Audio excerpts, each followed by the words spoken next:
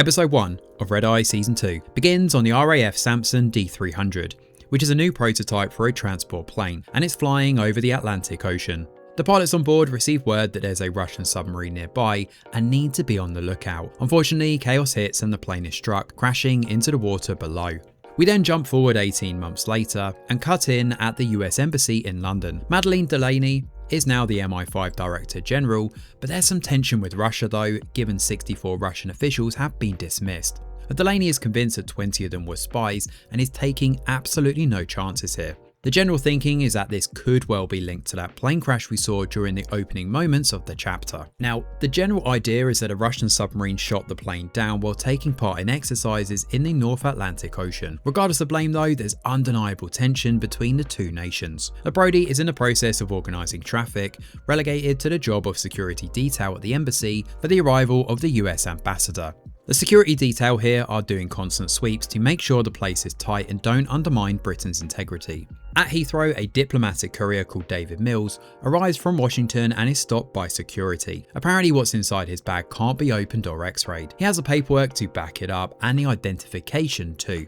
Unfortunately, Mills is targeted by a man who intends to take the guy out. Poisoning him with a sugar sachet, David Mills is murdered and has both his passport and bag stolen. Elsewhere, DC Hana Lee is all business, much to the chagrin of her sister, as they're about to head out to a birthday dinner. When Hannah catches wind of the courier death, she switches up to head over to the crime scene instead. Now in Washington at the Arlington Private Airfield, Delaney receives word of what's happened in Heathrow, but she's more preoccupied with her current role. She's not happy with the Defense Secretary Peterson sharing a plane back though, but eventually they do take off together. On the Red Eye flight, Delaney receives a call from Ruth and Megan back at the agency, who have themselves received a credible threat from a caller uttering the code word Crimson Icarus. Sporting a Russian accent, there's a bomb on board and Delaney has been forced to continue on their course without deviation or the bomb will blow. Now at the crime scene, Brody and Hana Lee cross paths. Now it would appear that Mills was en route to meet Ambassador Tillman before he was intercepted. Brody is convinced this is murder given his belongings have been stolen. Now Brody and Hannah continue to butt heads here as Hannah checks out the footage from Heathrow. As we soon find out, Hannah's hostility stems from the fact that Brody was the partner that nearly killed her instructor. It was a cell extraction exercise at the time, and while restraining the instructor, he lost control and Hannah blames herself for not being able to talk the guy down. Now Hannah is not about to make the same mistake again, and she quickly susses that the cleaner could be responsible for what happened to Mills. She finds the ID card for Alexander Bortnick has been scanned, and through that, they track down the cleaner's house. Now Bortnick runs away, prompting Hannah to go on the chase. Only, it's not Bortnick she's chasing, it's someone else. Now Bortnick is actually dead in his house, and it becomes clear that things are escalating pretty quickly.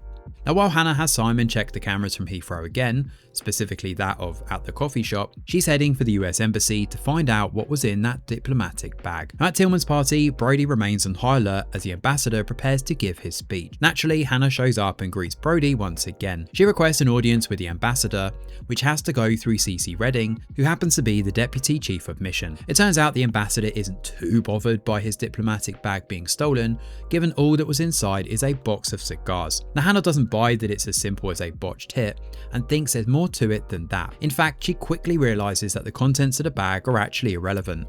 This man just needed a way into the embassy, and he's done that by taking out Mills. When Brody realizes that this assassin could well be inside the house, having entered among the rabble of partygoers that evening, they're in big trouble. On the footage, they see that the man planted a lighter inside one of the attendees' pockets, causing a distraction when the alarms went off, so he avoided scrutiny and made it inside, posing as the courier. The assassin waits for the ambassador later in the evening to make his move. Despite knowing how dangerous he is, Brody doesn't say anything as one guard is sent in to take the guy out, and it doesn't end well. When Hannah and Brody catch up, the assassin is long gone.